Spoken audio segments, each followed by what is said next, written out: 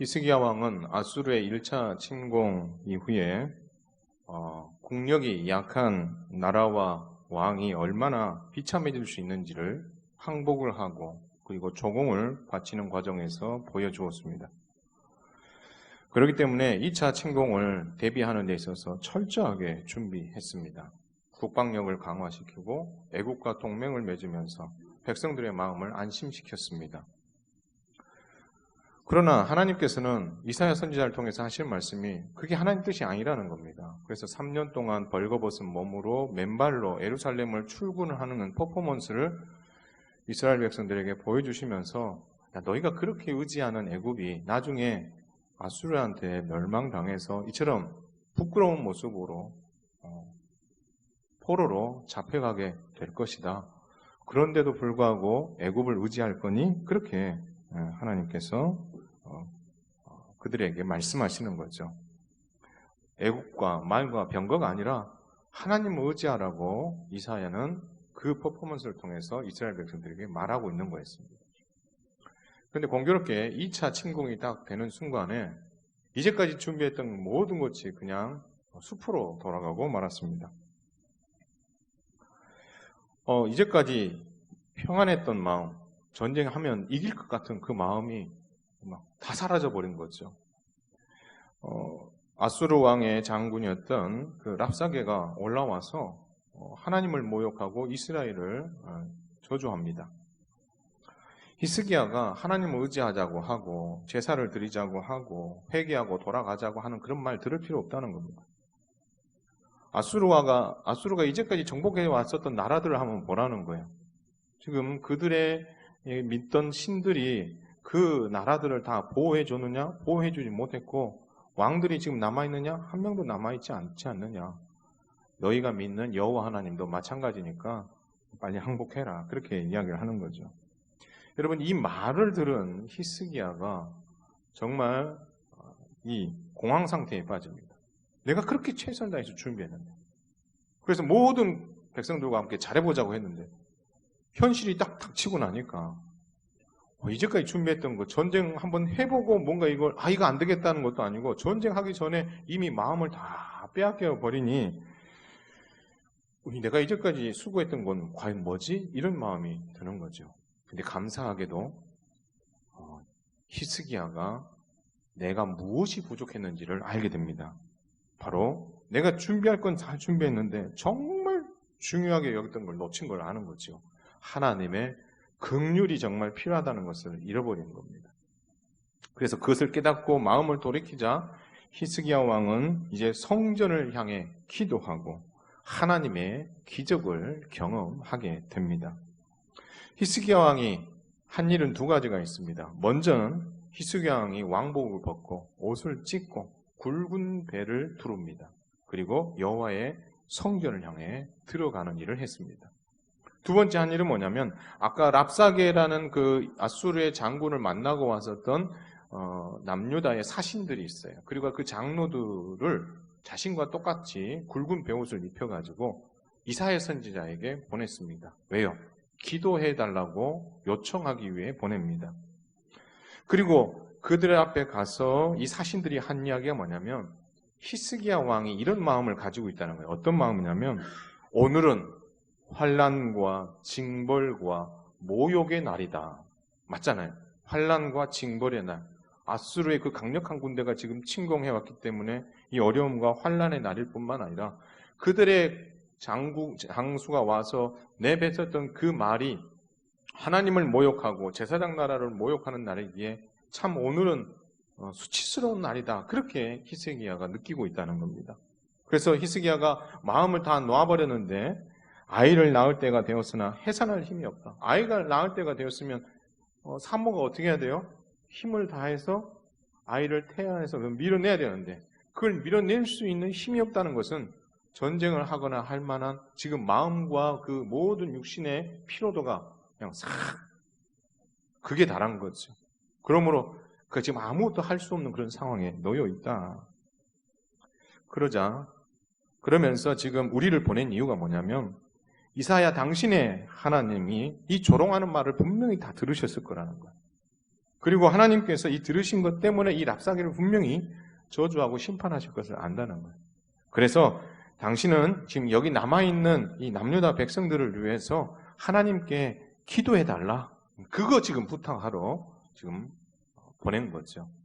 그래서 여호와의 성전에 히스기야가 올라가고 또 하나는 이사야 선지자에게 기도를 요청하게 됩니다. 자, 이 이야기를 들은 이사야 선지자가 이 신복들에게 말합니다. 아수르 왕의 신복이 당신들에게 했었던 그 말들, 하나님을 모욕했었던 말들 때문에 두려워하지 말라. 하나님의 뜻이 이미 정해졌다. 하나님의 계획은 아수르 왕에게 한 영을 보내어 주셔서 헛소문을 듣게 하고 본국으로 돌아가게 할 뿐만 아니라 그 왕을 하나님께서 반드시 죽일 것이다 라고 말씀해 주신 거죠. 자, 이렇게 함으로 말미암아 이제 뭔가 좀 상황이 달라지길 바랬는데 실제 전장이 어떤 변화가 생깁니다. 자, 랍사게라는 사람이 예루살렘에 와가지고 이런 비방의 말을 다 하고 이제 돌아갔어요. 이제 그의 주군인 아수르 왕 사네립이 있는 라기스로 내려가려고 하는데 소식이 들리는 거예요. 지금 라기스의 본진이 거기에 있지 않고 저기 림나라는 곳에서 림나하고 지금 전쟁을 하고 있다라는 이야기를 듣습니다. 근데 여러분, 림나하고 아수르하고 지금 전쟁을 해요. 이때 무슨 일이 생기냐면 저 밑에 애굽 구스에 있었던 왕이 이 기회다 이렇게 생각한 거예요. 지금 아수르가 림나하고 지금 전쟁을 하고 있으니까 우리가 뒤에서 공격을 해서 아수르를 무찌르자 이렇게 생각을 해가지고 전쟁을 일으킨 거예요. 여러분이 아수르 왕이라면 진퇴양난이잖아요. 앞에도 적이 있고 뒤에 지금 구스의 군대가 지금 몰려오고 있어. 중간에 지금 딱 끼어있는 상황이라면 여러분 같은 경우는 어디에 집중을 하시겠습니까? 저 같아도 이 전쟁에 집중하는 거죠. 림나를 어떻게 대처할까? 그리고 아래서 올라오는 이 구스 군대를 어떻게 공격을 할까? 여기에 집중을 해야 되는데도 불구하고 이 아수르 왕 사네립은 예루살렘을 손에서 놓지 못하는 거예요. 그러니까 이걸 너무너무 가지고 싶은 거예요. 그래서 어떻게 하냐면 편지를 써가지고 랍사게를 다시 예루살렘으로 보내고 히스기야에게 이 편지를 전해 주었습니다. 그 내용이 뭐냐면 이 말입니다. 하나님이 예루살렘을 아수르 왕의 손에서 이렇게 아수르 왕의 성에 넘겨주지 않을 것이라는 이런 말들에 너희가 귀 기울일 필요가 없다. 아수르 왕의 역대 왕들을 봐라. 나 말고 이 앞에 왕들을 보면 그들이 정복했었던 땅을 한번 돌아보면 다 진멸됐고 남아있는 게 있더냐? 피할 수 있더냐? 단 한 명도 못 피했고 그들의 신이 그들을 전혀 도우지 못했지 않느냐? 그리고 그 왕들이 지금 다 어디 있느냐? 다 어디 있느냐? 결국 히스기야에게 전하라는 거죠. 너 조심하라는 거예요. 너 지금 이 상황에서 애굽하고 자꾸 손잡고 동맹 맺고 뭔가 해보려고 하는데 너 잘못하면 앞에 있는 여러 민족들처럼 그렇게 망할 수가 있어. 그렇게 지금 압박을 가하는 거죠. 잘 선택해. 이렇게 이야기하는 겁니다. 여러분, 아까는 그 말 때문에 이제는 두려웠는데 보내온 이 편지를 읽으면서 이 히스기야가 덜덜덜 떠는 겁니다. 그런데 공교롭게도 감사하게 히스기야 왕이 이 편지를 딱 들고 어딜 가냐면 하나님의 성전 앞에 가요. 그리고 그가 이 아수르 왕 이 사네립이 써왔었던 하나님을 모욕했었던 그 모든 내용이 써있던 이 편지를 하나님 앞에 탁 내려놓습니다. 그리고 나서 기도합니다. 어떻게 해요? 하나님이여 귀를 기울여 주시옵소서. 여호와여 눈을 떠서 이 모든 상황을 보시옵소서. 사네립이 살아계신 하나님을 지금 비방하고 모욕하고 있습니다. 이거 들으셔야 되지 않겠습니까? 그의 말이 맞습니다. 하나님, 그 역대의 왕들이 정복했었던 그 모든 땅들이 다 아수르 왕의 소유가 되었으며 그 땅을 다스리고 있던 왕들이 지금 다 어디 있습니까?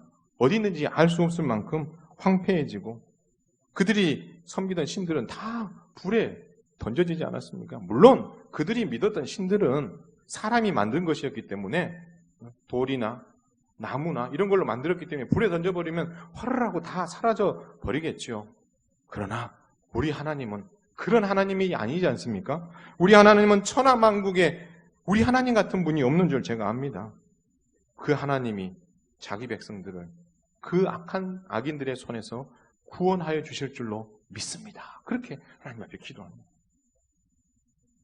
그래서 모든 이방 민족의 신들은 다 사라져 버렸지만 온 천지를 창조하시고 지금도 다스리신 그 하나님은 자기 백성들을 반드시 구원해 주실 겁니다라고 하나님 앞에 기도하고 있는 거예요. 여러분, 여기서 놀라운 것은요, 히스기야가 하나님의 성전에 나아갔다는 게 중요한 거예요. 그리고 이 편지를 하나님 앞에 놓고 하나님 앞에 기도했다는 게 중요한 거예요. 두 가지. 성전을 향해서 나아갔다는 것과 하나님 앞에 기도했다는 게 중요한 거예요. 여러분이 히스기야 왕은 무엇을 생각했냐면 500년, 약 200년 전에, 300년 전에 이 솔로몬이 성전을 다 짓고 낙성식 때에 기도했던 그 기도의 내용을 기억한 거예요. 이렇게 기억합니다. 내 이름이 거기 있으리라 하신 곳, 이 성전을 향하여 주의 눈이 주야로 보시오며, 여호와의 이름을 두려고 택한 곳인 이 성전에 하나님께서 주야로 어떻게요? 그것을 지켜보고 계시며 주의 종이 이곳을 향하여 비는 기도를 어떻게요? 늘 들으시고 계신다는 것을 내가 안다는 거예요. 그리고 주의 종과 주의 백성 이스라엘이 이곳을 향하여 기도하면 주는 그 간구함을 들으시되 주께서 계신 곳 하늘에서 들으시고 들으시사 사하여 주시옵소서.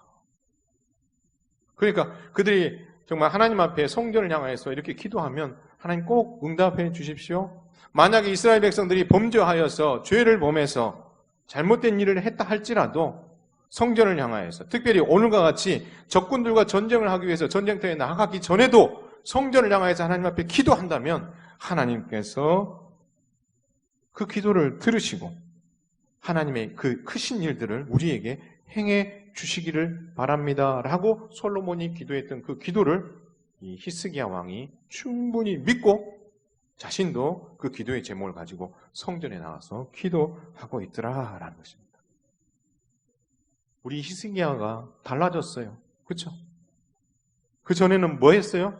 자기 힘으로 뭔가 해보려고 열심히 뭘 준비했는데 오늘은 뭐 하고 있습니까? 그거 다 내려놓고 하나님께 기도하러 지금 나아갔더라라는 것입니다. 히스기야 왕이 이사야 선지자에게 기도를 요청하고 자신이 몸소 그 악인들이 보낸 편지를 들고 여호와의 성전을 향하여 나가서 기도했더니 하나님께서 군사적인 방법, 정치적인 방법이 아니라 믿음과 은혜의 방법으로 기적을 베풀어 주셨다라는 것입니다. 히스기야야, 내가 아수르 왕 사네립 때문에 두려워하느냐? 두려워하지 말라는 것입니다. 반대로 딸 예루살렘이 오히려 아수르를 비방하고 비난하고 멸시하고 비웃고 머리를 흔들며 조롱하는 일들이 일어나겠다. 너희가 지금 그걸 당하고 있는데 역으로 너희가 그렇게 하는 일이 일어나게 될 것이다. 아수르 왕이 거룩하신 하나님을 욕되게 하고 그들 스스로가 교만해졌다라는 거죠. 그래서 하는 말이 뭡니까? 우리가 많은 병거를 다 끌고 이 산, 저 산, 그리고 저 땅 끝까지 쫓아다니면서 그 땅을 정복하고 여기까지 이렇게 넓혔으며, 그리고 그 땅에서 이방의 물들을 우리가 파서 마시고, 그리고 발바닥으로 밟아서 이 애굽의 강까지 말려버렸던 그 나라가 이 아수르다라고 지금 자랑하고 있는데, 하나님께서 사나립에게 하고 싶은 말이 뭐냐면, 사나립, 이 일은 태초부터 하나님께서 다 계획하신 거야. 네가 탁월해서 이 일들을 이룬 것이 아니라 하나님의 뜻 안에서 네가 그것을 이룬 것뿐이지 내가 뭔가를 한 게 아니라는 것을 너는 지금 모르고 있구나. 하나님 그렇게 말씀하시는 거죠. 네가 하나님의 뜻 안에 있기 때문에 네가 전쟁에 승리해서 그 땅들을 그들이 차지하고 성을 멸하고 그 여러 민족들의 백성들의 마음을 간담을 서늘하게 만들고 공포에 질리게 만든 것, 너가 탁월해서가 아니라 하나님의 계획 안에 있었던 것을 네가 이루는 것뿐이다 말씀하십니다. 나는 알고 있다는 거야. 네가 일어나고 앉는 거, 너가 출입하는 것을 알고 있고 내게 하나님께 분노를 품고 있는 것조차도 내가 다 알고 있다. 그렇기 때문에 내가 갈고리를 내 코에 꿰고 재갈을 내 입에 물려서 너를 오던 길로 내가 다시 끌고 갈 것이다. 하나님 그렇게 말씀하시는 거죠. 여러분 이 이야기를 히스기야에게 하시는 거예요. 이제까지 두려워했던 히스기야가 하나님의 큰 그림을 알게 되고 하나님이 왜 여기까지 이런 일들을 허락하셨는지 이제 그 이유를 그가 조금 알게 된 거죠. 그것만이 아닙니다. 하나님께서 이 히스기야에게 하나의 징조를 보여주십니다.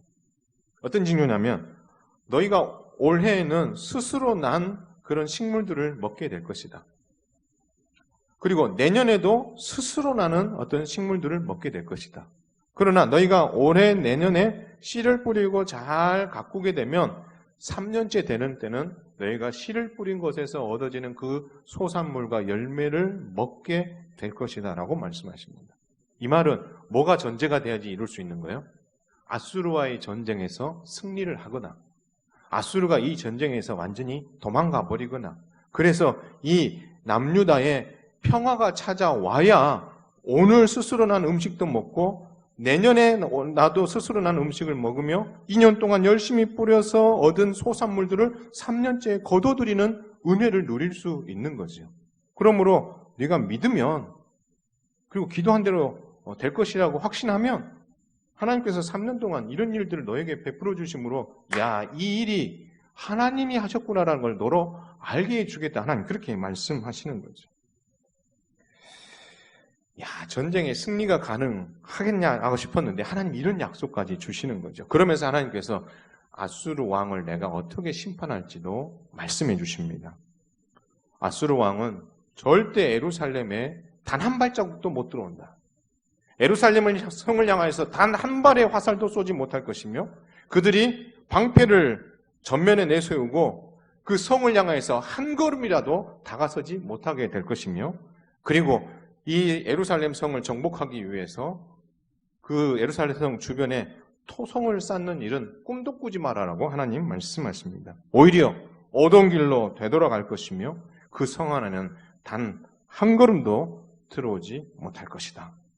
내가 나와 내 종 다윗을 위하여 내 성을 보호하고 구원해 주실 것이다라고 말씀해 주시는 거죠. 여러분, 이 이야기를 왜 히스기야에게 하겠어요?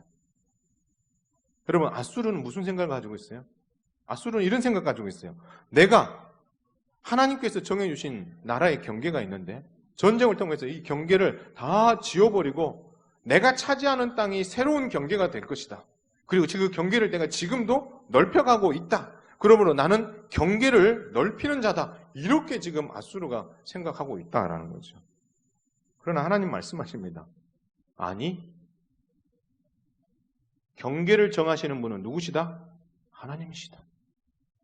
네가 지금 예루살렘에 지금 어떻게 눈독 들이고 이 예루살렘을 너의 경계 안에 넣으려고 지금 온갖 발버둥을 다 치고 있는데 이번 전쟁에서는 예루살렘이 너의 것이 되지 않아. 너의 경계 안에 예루살렘이 포함되지 않는다니까 하나님 그렇게 말씀하십니다. 우리 하나님 멋지지 않아요? 저만 멋진 건 아니죠. 그렇게 그들에게 위로하신. 그럼 한 말이 무슨 말? 야, 아수르 너는 내 손바닥에 있는 별 볼 일 없는 도구에 불과하다. 너는 장기판 위에서 내가 놓는 장기 아래 불과하다. 하나님 그렇게 말씀하시는 거죠. 히스기야 왕이 하나님께 이렇게 기도하자 하나님께서 응답을 주시는데 1년 후에 응답을 주신 것이 아니라 바로 그날 밤에 응답을 주셔서 아수르 군대 18만 5천 명을 단 하룻밤 사이에 다 끝을 내게 하십니다. 그리고 사내립은 본국으로 도망을 갑니다. 수년간 정치를 하게 되지만 거기서 결국 암살당해서 죽게 되고 그의 아들 에살핫돈이 왕위에 오르는 일들이 일어나죠. 결국 하나님께서 계획하셨던 뜻대로 그대로 이루어지는 거죠. 근데 여러분 우리 여기서 한 가지 살펴볼 게 있어요. 아수르의 사네립 왕은 제사장 나라와 거룩한 백성인 남유다 그리고 그 남유다가 가지고 있는 종교, 문화, 정치, 군사 이 모든 것을 뭐 하고 싶은 거예요? 주무르고 싶은 거예요. 그리고 제사장 나라의 진짜 왕이신 하나님을 모욕하며 그 백성들을 자기 소유 삼고 싶은 게 그들의 생각이었습니다. 그러나 여러분, 이 과정에서 한번 들여다보면 세상 나라와 제국이 제사장 나라와 하나님이 통치하시는 백성들을 어떻게 대하는지를 우리는 알 수가 있습니다. 그들은 철저하게 그들이 가지고 있는 돈, 그들이 가지고 있는 권력, 그들이 가지고 있는 정치력, 외교력, 군사력 이런 거를 가지고 어떻게요? 그들을 침공하고 자기 것으로 빼앗아서 자기들이 가지고 있는 문화와 정치와 이 모든 것을 그 나라에 심고 싶은 것이 그들이 원했던 통치 방법이었어요. 그래서 이 제사장 나라도 그렇게 만들고 싶은 거예요. 하나님이 참신이라고 믿는 이 제사장 나라도 이렇게 뒤집어 엎고 싶은 거죠. 손 안에 넣고 막 주물럭주물럭 하고 싶은 거예요. 제국이 가진 정치, 경제, 문화, 군사, 외교의 힘이 하나님에 대한 믿음까지 이걸 가지고 어떻게 막 주물럭주물럭 하라는 거예요. 만만하게 여기고 정복하고 그들이 제사장 나라의 백성들이 가지고 있는 모든 것을 다 탈취해 가고 싶은 게 그들의 야심이었어요. 그러나 하나님께서는 히스기야 왕에게 제사장 나라의 왕이신 하나님에 대한 믿음과 그 신앙이 이것보다 더 크다는 것을 분명히 보여주십니다. 분명히 히스기야 노예는 제국인 그리고 세상 나라와 맞서는 방법은 그들이 한 방법을 우리도 준비해서 맞닥뜨리는 것이 답이다라고 생각했어요. 그래서 그가 한 일은 동맹을 맺어서 외교적인 힘을 키우려고 했고 그 예루살렘을 더 철옹성으로 만들기 위해서 군사력을 강화시켰고 거기에 많은 돈을 투자하고 군인들을 양성한 일에 애를 쓰지 않았습니까? 그러나 이 모든 과정을 하나님 다 보시는 거죠. 히스기야가 하는 것을 다 지켜보시는 거예요. 언제까지 지켜보실까요? 히스기야가 이게 잘못됐구나 라는 것을 알고 돌아올 때까지. 그래서 하나님 결국 기다리셨고 히스기야가 여호와의 이름을 두려고 택한 곳 이 예루살렘 성전으로 제 발로 이제 걸어 나오게 되었다라는 것이죠. 그리고 명확하게 보여주시죠. 야, 내가 제국이 가지고 있는 돈과 권력과 정치적 수단과 행정력과 그리 가지고 있는 외교력보다 내가 훨씬 커. 이걸 하나님이 어떻게 해요? 뭘 통해서? 히스기야의 기도를 들으시고 하나님 그것을 시행하시는 거죠. 하나님에 대한 믿음이 세상 나라와 제국이 가장 믿고 공들이고 있는 정치, 경제, 사회, 군사력, 외교력에 비해서 그것과 절대 비교가 되지 않을 만큼 능가하는 탁월한 것이라는 것을 하나님께서 오늘 히스기야의 기도를 통해서 충분히 보여주셨다라는 것입니다. 사랑하는 성도 여러분, 우리 예수님께서는 기도와 십자가로 세상을 이기는 하나님의 기적을 우리에게 보여주신 줄 믿으시기 바랍니다. 사탄과 세상 나라는 예수님의 십자가의 길을 자기들의 힘으로 막아보려고 했어요. 진행시켜보려고 했어요. 그래서 십자가를 향하신 주님의 길을 그들이 가지고 있는 정치, 군사, 외교력을 동원해서 방해하려고 했죠. 예수님이 태어나실 때에 로마 제국은 그들이 가지고 있는 이런 많은 어떤 힘들을 가지고 직간접적으로 예수님의 구원 사역을 방해하였습니다. 헤롯 왕이 통치하고 있을 때에 유대 베들레헴에서 아기 예수님이 탄생하셨습니다. 그때에 동방에서 박사들이 예수님의 별을 보고 예루살렘에 찾아와서 이런 말을 합니다. 유대인의 왕으로 나시니가 어디 계시뇨? 우리가 동방에서 그의 별을 보고 그에게 경배하러 왔다. 여러분 이 말을 하는 순간 예루살렘이 발칵 뒤집어지고 헤롯 왕이 어떻게 해요? 온 신경이 이 지금 권력에 지금 눈이 멀어 있는 헤롯에게 이런 말을 했으니 얼마나 헤롯이 어떻게 해요? 긴장했겠어요. 그러나 결국은 어떻게 합니까? 헤롯은 자기가 가지고 있는 권력, 자기가 가지고 있는 군사력을 사용해서 누구를 속입니까? 동방 박사들을 속였고 그리고 그 군사력을 파견해서 2살 아이 이하의 아이들을 다 어떻게 했습니까? 죽여서 다음 대권 주자라고 했었던 그 아이를 죽이려고 시도하는 일을 했던 거죠. 이게 하나님 나라가 세워지는 데 있어서 사탄과 그리고 세상 나라가 그들이 가지고 있는 힘을 이런 식으로 사용했다라는 겁니다. 여러분 바리새인들은 어떻게 했어요? 안식일에 제자들이 밀밭 사이를 지나가다가 거기서 밀을 이렇게 꺾어 먹습니다. 그 일과 예수님께서 회당에 들어가셔서 안식일에 많은 병자를 치유하신 그 일들로 인해서 이 바리새인들이 마음이 상했어요. 그래서 그때부터 뭘 결심합니까? 예수님을 잡아서 죽이기로 결심을 했어요. 근데 중요한 게 뭐냐면 바리새인들은 힘이 있어요, 없어요? 없어요. 바리새인들은 중산층이에요. 그리고 돈은 많아요. 그럼 뭐가 없다는 거예요? 권력이 없어요. 그러니까 이 예수를 죽이고 싶은데 죽일 수 있어요, 없어요? 죽일 수 없어요. 그러니까 이 바리새인들이 누구의 손을 잡습니까? 헤롯 땅과 손을 잡아요. 헤롯 땅. 헤롯 땅을 어떤 힘이 있습니까? 권력이 있어요. 돈이 있어요. 정치력이 있어요. 외교력이 있어요. 그러니까 어떻게 해요? 헤롯 땅과 손을 잡고 마지막 예수님을 십자가에 못 박는 그 일들을 위해 어떻게 해요? 열심히 달려갔던 거죠. 결국에 사내들인 공회는 6월절에 대제사장의 관정에 그 모든 회원들을 다 불러 모았고 예수를 잡아 죽이는 일을 의논하게 됩니다. 그리고 그들이 한 일이 뭡니까? 똑같아요.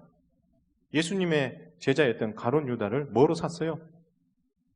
그 많은 돈으로 돈 주고 샀잖아요. 그렇죠? 돈 주고 샀어요. 돈으로 매수해서 예수를 팔 기회를 얻으면 그들이 예수를 잡으러 갔죠. 여러분 그때 예수님을 잡으러 갔을 때에 그들이 누구를 보냅니까? 사내들인 공회의 휘하에 있는 많은 무리들만 간 게 아니고 로마 군인들과 천부장이 거기 갔다니까요. 천부장이. 그러면 지금 예수님을 잡고 십자가의 길을 가시는 예수님을 잡기 위해서 뭐가 동원된 거예요? 공권력이 동원되었고 그들의 군사력이 동원되었고 그들의 정치력과 돈이 거기에 투입되어져서 하나님의 구원 역사, 예수의 십자가를 가로막는 일을 하는 거죠. 그들은 가로막았는데 하나님은 그것을 어떻게 해요? 들어서서 구원의 역사를 이루시는 거죠. 여러분 그렇게만 한 게 아니잖아요. 여러분 사내들인 공회 가서 예수님이 재판받을 때에도 돈으로 사람들을 매수해서 거짓 증거를 자꾸 대게 합니다. 그 거짓 증거 되는데 그냥 좋겠어요? 뒤에서 돈 다 대줬죠. 사내들인 공회가 결국 내린 것은 신성모독죄로 사형을 언도합니다. 근데 그 사형을 언도한다고 해서 사형을 내릴 수 있어요? 없어요? 없어요. 그러니 이부전에 누구하고 손을 잡습니까? 로마의 세력과 손을 잡는 거죠. 누구? 총독 빌라도. 그래서 총독 빌라도에게 나중에 돈을 주기도 하지만 결국 여러분 그 빌라도 재판에서 사내들인 공회가 또 뭘 사용합니까? 돈을 사용하죠. 그래서 거기에 있는 백성들을 모두를 어떻게 해요? 매수해버려가지고 예수를 십자가에 못 박게 하라는 말을 모두가 다 한마음으로 외치도록 만드는 그런 일들을 하는 거죠. 결국 그들은 소원성취했어요. 예수님을 십자가에 못 박여 죽였죠. 그런데 여러분 보세요. 예수님이 십자가에 못 박혀 죽는 그 일이 그들의 그 계략 때문에 그렇게 된 건가요? 그들은 생각하죠. 야, 우리의 권력과 우리의 돈과 정치력과 군사력 때문에 이 우리의 눈에 가시와 같았던 이 예수를 죽였다라고 생각했을 수 있겠죠.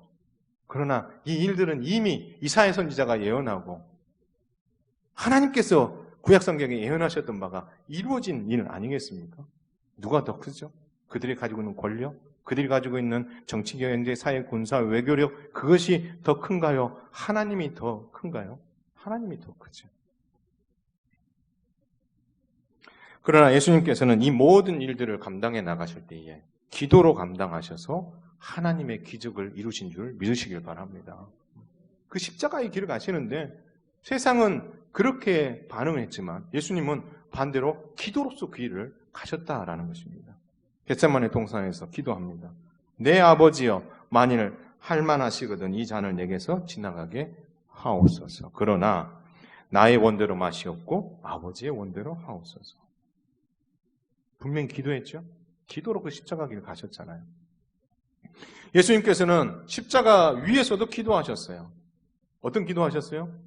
엘리 엘리 라마 사박다니 나의 하나님 어찌하여 나를 버리셨나이까. 여러분 이게 기도란 거 아세요? 이게 시편 22편 1절의 말씀이에요.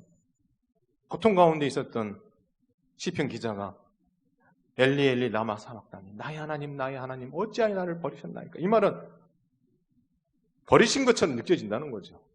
그러면서도 누구를 의지하는 거예요? 하나님을 의지하는 거예요. 그래서 십자가 위에서도 마지막 그 십자가를 불태우기 위해서 주님은 끝까지 기도하며 그 일들을 감당하십니다. 아버지여 저들을 사하여 주옵소서. 자기들이 하는 것을 알지 못함이니이다. 십자가에 못 박은 그들을 불쌍히 여기며 기도로서 그 십자가의 길을 가셨어요.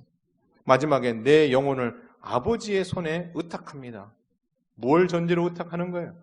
죽음과 부활을 전제로 의탁하는, 최후 승리가 누구에게 있다? 십자가와 부활을 통해 일어날 것이라는 것을 확신하고 아버지 하나님 앞에 그것을 기도로 다 맡기고 예수님은 죽으셨다라는 것이죠. 그런데 중요한 것은 그 다음에 놀라운 하나님의 기적이 일어나게 됐다라는 겁니다.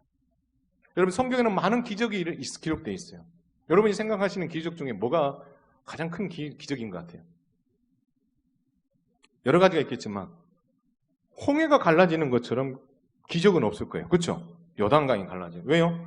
물이 흘러가고 있는데 그것을 어떻게 합니까? 갈라서 벽을 세워버리는, 이거는 사람으로서는 할 수 없는 일인데, 그렇죠? 인과율에 반대되는 그런 역사가 일어났잖아요. 그것만이 그랬습니까? 예수님께서 공생의 사역 하시는 중에 병자를 고치시고 귀신을 쫓아내시고 죽은 자를 살리시고, 이거 다 기적이잖아요. 그렇죠? 근데 여러분, 최고의 기적이 뭔지 아십니까? 최고의 기적은 예수님이 십자가에서 다 이루었다 말씀하시고 죽으시는 그 순간에 성전 휘장이 찢어진 것이 최고의 기적이라는 거예요. 여러분, 이건 우연의 일치가 아니에요. 예수님이 십자가에 못 박혀 죽으시는 그 순간에 어쩌다 보니까 성전 휘장이 휙 하고 찢어졌네? 이게 아니라는 거예요. 이 두 가지가 동시에 일어났다. 이것은 하나님의 뜻이 이 안에 있다라는 거고, 결국 하나님의 예수 그리스도의 십자가를 통한 구원이 이루어졌다라는 것을, 이것을 통해서 우리에게 보여주는 하나님의 기적이다라는 거예요. 그럼 이 기적은 어디서 나온 거예요? 십자가의 길을 걸으시는 주님이 기도로서 그것을 감당하신 결과, 그 응답으로 하나님이 이 놀라운 하나님의 기적을 우리에게 보여주신 것이다라는 것입니다. 그래서 우리가 얻는 유익이 뭡니까? 이제 예수 그리스도의 이름으로 은혜의 보좌 앞에 담대히 나아가는 길이 우리에게 열렸다. 돌려 이야기하면 우리도 뭐 할 수 있게 됐다는 거예요. 예수 그리스도의 이름으로 기도함으로 말미암아 하나님의 기적을 경험하게 되었다라고 말씀하고 있는 것입니다. 로마 제국과 사내들인 공회는 그들이 가진 돈과 권력과 정치, 경제, 군사, 외교력으로 예수님을 십자가에 못 박혀 죽이는 데는 성공했을지 모르지만 이 모든 것이 하나님의 뜻일 뿐만 아니라 예수님께서는 하나님의 구원을 십자가의 길로 완성하기 위해서 마지막 십자가에서 죽으시는 그 순간까지 기도로서 그것을 감당하셨고, 죽음과 더불어 성전 휘장이 찢어지는 하나님의 큰 기적을 통해 구원을 완성하시고 우리에게 살 길을 열어주시고 은혜의 보좌 앞에 나아갈 수 있도록 만들어주셨다는 사실을 믿으시기를 주님의 이름으로 축원을 드립니다. 사랑하는 성도 여러분, 이제 교회는 기도와 십자가로 하나님의 기적을 매일매일 경험하는 삶을 살아야 될 줄로 믿습니다. 세상 나라들은 그들의 이런 모든 것을 가지고 하나님의 크신 일을 방해했지만, 그리고 그 방해가 예수님의 십자가 사건으로 끝나지 않습니다. 십자가 사건 이후에 교회를 향한 핍박이 더 가중됐어요.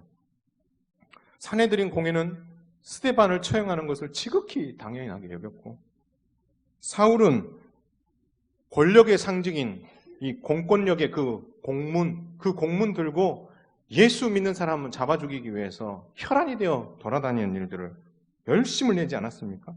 여러분, 사형을 언도하고 이 공권력이 작용될 수 있는 공문을 준다는 것은 사내들인 공회에게 뭐가 있다는 거예요? 권력이 있다는 거예요. 돈이 있다는 거예요. 정치력이 있다는 거예요. 군사력이 있다는 거예요. 근데 공교롭게도 사내들인 공회만 그렇게 하지 않았어요. 로마 제국이 그 일을 합니다. AD 64년에 로마태 화재 사건의 주범을 기독교로 지목하고 많은 1세대 기독교 지도자들을 죽입니다. 교회 핍박의 이 일들을 통해서 뛰어들기 시작했고, 그거는 300년을 가게 됩니다. 그러나 이 핍박에서 살아남은 주님의 제자가 있습니다. 누구죠? 사도 요한입니다. 근데 사도 요한이 지금 요한계시록 쓸 때 어디가 있어요? 반모섬에 잡혀가 있어요. 근데 반모섬에 사도 요한이 가고 싶어 간 게 아니죠. 누가 보냈어요? 제국이 보냈어요. 로마 제국이 patmos섬에 보냈단 말이에요. 근데 공교롭게도 patmos섬에서 환상을 보며 요한계시록을 쓰면서 소아시아의 7교회에게 하고 싶은 이야기가 뭐예요? 너희들 앞에 탄탄대로가 열릴 것이다. 아니요. 너희 앞에 로마 제국의 핍박, 유대인들의 핍박이 놓여 있을 것이다. 그것으로 해서 너희는 환난과 핍박을 받게 될 것이다. 그러나 기억해라. 하나님의 마지막 기적이 우리에게 남아있다. 그게 뭐라는 거예요? 주님이 다시 오시는 거. 주님 다시 오시는 거. 그거 기억하면서 믿음으로 이겨라. 하나님 앞에 기도하면서 그 나라가 속히 오기를 위해서 기도하고 하나님의 뜻이 이 로마 가운데에 하나님 이루어질 수 있도록. 결국 여러분 300년 후에 로마가 기독교에 항복하지 않습니까? 사랑하는 성도 여러분, 세상 나라는 그들이 가진 공권력과 돈과 정치력, 경제력, 군사력이 전부라고 생각하고 그걸 휘두르고 싶어요. 저는 지금부터 하는 이야기가 정치 이야기가 아니라는 걸 아셔야 돼요. 제가 정치 이야기 싫어하는 걸 여러분 잘 아시죠? 그러나 세상이 돌아가는 것을 보라는 거예요. 여러분의 시선으로 보지 말고 하나님의 시선으로 세상을 보자라는 거예요. 이 나라의 대통령이 5년의 임기를 가지고 있고 미국의 대통령이 4년 연임제니까 길어야 8년을 다스립니다. 여러분 그 8년, 짧게는 5년, 이 세월 동안 그들이 가지고 있는 공권력과 돈과 군사력과 이 모든 것을 그가 조물럭조물럭 하는 거죠. 근데 여러분 우리나라에서는 우리나라의 대통령이 최고죠. 근데요 미국 대통령을 만난다고 생각해보세요. 보잘것없는 초라이고예요. 왜요? 그만큼 힘이 없으니까. 우리나라 1년 예산이 513조입니다. 놀래주세요. 513원이 아니고 513조랍니다. 여러분 미국의 2019년 국방 예산이 얼마겠습니까? 889조입니다. 그러니까 미국 국방부에서 1년 결제하는 그 돈이 우리나라 대통령이 1년 결제하는 돈하고 비교해보면 훨씬 적죠. 그러면 하물며 지금 미국의 대통령이 1년에 주물럭주물럭 거리는 돈은 얼마나 되겠습니까? 그렇죠? 제가 말하는 거는 대통령이 이만큼 힘이 있다는 게 아니에요. 한 나라의 수장도 더 큰 나라의 수장 앞에 가면 제국과 일반 나라처럼 똑같은 거예요. 내 나라에서는 내가 최고처럼 보이지만 그 큰 나라에 가면 당연히 고개를 숙일 수밖에 없겠죠. 근데 그런 나라가 교회를 자기들이 가지고 있는 권력과 돈과 정치력과 외교력을 가지고 교회를 이제 주물럭주물럭 하려고 하는 거예요. 마치 히스기야 때에 산헤드립이 와서 그들이 가지고 있는 모든 그 권력을 가지고 제사장 나라를 쥐락펴락하며 하나님까지 모욕하려고 했었던 것처럼 이 시대의 나라가, 이 시대의 세상 나라가 교회를 그렇게 하려고 하고 있다라는 것입니다. 비판하는 게 아니라 현실을 성경적으로 보라는 거예요. 성소수자 차별법 언젠가는 이거 통과될 거예요. 제일 부담되는 게 누구겠습니까? 여러분이 아니고요. 접니다. 잘못됐다는 것은 말할 수 없는 일이 생기게 되는 거예요. 그것을 통과시키게 되면 교회는 성경이 우리에게 교훈하고 가르치는 바를 제대로 가르칠 수 없는 일이 생기는 거예요. 그럼 결국으로 돌려 이야기하면 그들이 가지고 있는 권력, 그들이 가지고 있는 법으로 하나님의 교회와 하나님의 나라의 성도들을 어떻게 해요? 쥐락펴락하면서 이래라 저래라 하게 되는 일이 일어나게 된다는 거예요. 코로나19로 인하여서 우리는 이미 그것을 경험했잖아요. 나라에서 행정명 내려서 예배드리지 마라. 물론 우리가 자발적으로 그것을 위해서 안전거리를 유지하면서 수개월간 했고 지금 우리가 이렇게 예배를 드리지만 그 명령을 우리한테 내렸어요. 나중에 취소는 했지만. 여러분 그게 한 번 했으면 다음에 못할까요? 더 하기 쉬워요. 오래가지 않아서 분명히 이런 것을 강력하게 시행할 거예요. 그런데 여러분 코로나19가 이번 한 번으로 끝납니까? 지금 다 걱정하는 게 뭐예요? 독감과 이게 연결돼가지고 이게 더 크게 번질 것이다. 이게 매년, 아니 몇 년마다 한 번씩 계속 이런 일들이 벌어지게 될 것이다. 공권력은 좋죠. 이제는 뭐하게 생겼어요? 교회를 쥐락펴락할 수 있는 일이 생기는 거예요. 그렇게 보면 교회가 얼마나 보잘것없어요? 교회가 얼마나 정말 힘이 없어 보여요? 히스기야 앞에서 아수르가 얼마나 커 보이며 히스기야는 얼마나 작아 보이겠어요?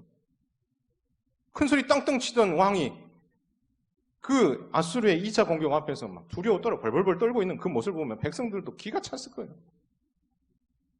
근데 우리가 지금 그러고 있잖아요. 우리는 뭐 해야 돼요? 그들이 하라는 대로 다 해야 돼요?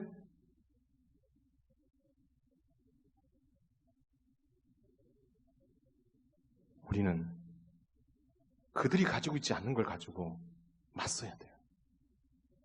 우리는 자꾸 그들이 가지고 있는 것과 같은 것을 가지고 맞서려고 하니까 우리가 한없이 작아 보이는 거예요. 그러나 우리는 그것보다 더 큰 걸 하나님이 우리에게 주셨는데 그거를 어떻게 해요? 사용할 줄 모르는 거예요. 그게 뭐예요? 기도예요. 하나님의 기적을 경험하는 그 기도가 우리에게 있는데 우리는 그거를 할 생각은 안 하고 계속해서 어떻게 해요? 힘없는 연약한 모습으로 계속 쓰러져 있는 모습을 볼 수 있는 거죠. 우리는 뭘 해야 되는가? 여러분, 에레미야가 바벨론 포로로 처음 잡혀갔었던 백성들이 입이 이만큼 튀어났어요. 나는 잘못도 안 했는데 지금 포로로 잡혀왔다는 거죠. 불만이 가득해요. 하나님이 능력이 없어서 그런가 보다고 막 불만이 가득해 있는 이 포로민들에게 에레미야가 한 일이 뭐죠? 편지 하나 썼어요. 편지 쓰면서 뭐라고 했습니까? 기가 막힌 편지였습니다. 이런 이야기합니다. 집 짓고 살아. 텃밭장을 갖고서 거기서 소산 먹고 살고 결혼해서 자식 낳고 살고 그 자식도 결혼해서 또 자식 낳고 편안하게 살아. 그럴 수 있다고 쳐요. 그 다음에 에레미야가 뭐라고 하죠? 야, 바벨론을 위해서 기도해. 근데 그 기도의 내용이 뭔지 아세요? 망하게 해주세요가 아니었어요. 잘되게 해주세요 기도했어요. 평안하게 해주세요라고 기도했어요. 왜요? 그들이 평안해야 제사장 나라 백성들이 뭐처럼 될 수 있어요? 극상품 무화과 나무가 될 수 있거든. 바벨론이 시끄럽고 맨 전쟁하면 누구 데리고 가요? 바벨론의 정예 군사도 데리고 가지만 정예 군사를 맨 앞에 내보내겠어요? 누구 먼저 제일 앞에 보내겠어요? 포로들 제일 앞에 보내죠. 우린 그걸 보고 뭐라 그러죠? 총알바지. 그럼 거기 안에 누가 잡혀갈 수 있어요? 유대인도 잡혀갈 수 있는 거예요. 그럼 제사장 날의 극상품이 어떻게요? 상해 제잖아요. 그러니까 하나님께서 바벨론을 위해서 기도하라. 잘 되라고 기도하는 것은 바벨론을 위해서가 아니라 제사장 나라를 위해서 그들을 축복하고 기도하라고 말씀합니다. 우리가 할 수 있는 일이 뭐겠어요? 이 나라를 위해서 기도하는 일. 이 나라가 잘 되기를 위해서. 그러나 무조건 잘 되는 게 문제가 아니라 하나님의 공의와 정의가 바로 새겨지는 법이 만들어지고 바른 시행이 있을 수 있도록 하나님 앞에 기도해야 되는 거예요. 그래야 교회가 산고 교회가 이 땅에 존재하는 목적이 이루어지는 거예요. 여러분 기억하십시오. 교회는 약한 공동체가 아니에요. 세상에 가지고 있는 돈과 권력과 정치력과 군사력과 이런 건 가지고 있을지 않을지 모르겠지만 교회는 그것보다 훨씬 큰 하나님의 기적을 이루어낼 수 있는 기도의 힘이 있다는 것을 여러분 기억하셔야 되는 거죠. 또 한 가지 우리가 기억해야 될 것은 교회 안에 제발 이런 걸 가지고 들어오지 마세요. 내가 세상에 어떤 지위에 있다. 내가 돈이 이만큼 많다. 내가 이런 차 끌고 다닌다. 내 자식이 이만큼 잘 됐다. 내가 옛날에 한가닥했던 사람이다. 공무원으로서 어디까지 올라갔고 법도 잘 알고 뭐도 잘 알고 사회적 경험도 많고 내가 이런 모든 것들 잘한다. 교회도 민주주의가 돼야 된다. 이런 생각들을 가지고 교회 안에 들어오는 거예요. 여러분 교회 안에 들어오는 순간 그거 다 리셋해야 돼요. 그거 다 지워야 돼요. 교회 안에서 민주주의가 있어야 되는 것도 지워야 되고 교회 안에 나의 과거에 가지고 있었던 권력, 과거에 가지고 있었던 힘, 과거에 가지고 있었던 돈, 명예 이거 가지고 교회 안에 들어와서 내가 사람들을 주무르고 내가 사람들을 내 사람 만들어서 편 만들고 이런 거 하려고 생각하는 생각이 있다면 그거 다 리셋시켜야 돼요. 그렇지 않으면 교회가 세상 나라를 잡아먹는 게 아니라 세상 나라에게 교회가 잡혀먹는 일이 생기는 거예요. 민주주의, 교회 안에서는 민주주의 이야기 하지 마세요. 교회는 민주주의로 굴러가는 게 아니에요. 하나님이 주신 법, 66권의 이 말씀에 근거해서 통치가 되어지는 것이지 민주주의 가지고 이야기하지 마세요. 교회 안에서 정치 이야기하지 마세요. 어느 당이 잘 되어서 나라가 잘 될 것 같다고요? 아니요. 교회가 나라를 위해서 기도하고 이 법이 이 나라의 법안에 바르게 시행되기를 위해서 호소하고 기도하는 이 기도가 있어야 나라가 잘 되는 거고, 나라가 복이 그들로부터 우리에게 오는 것이 아니라 우리로부터 그들에게 나가는 거예요. 정말 우리 안에 아직도 그런 마음들이 있다면 버리시기 바라고, 그래서 목사님 저도 그런 생각 버리고 장로님도 그런 생각, 온 성도들이 그걸 다 버리고 하나님이 통치하시는 멋진 교회, 하나님의 법과 율례와 규례가 바로 세워지는 교회, 손에 버려라도 하나님의 뜻이 이루어지는 교회, 그 교회를 저와 여러분이 다 같이 만들어 감으로 말미암아 세상이 그렇게 중요한 것을 하찮게 여기고 기도로 승부를 걸어서 하나님의 기적을 정말 경험하는 우리 현흥교회와 성도들, 그리고 여러분의 가정이 다 되시기를 주님의 이름으로 축원을 드립니다.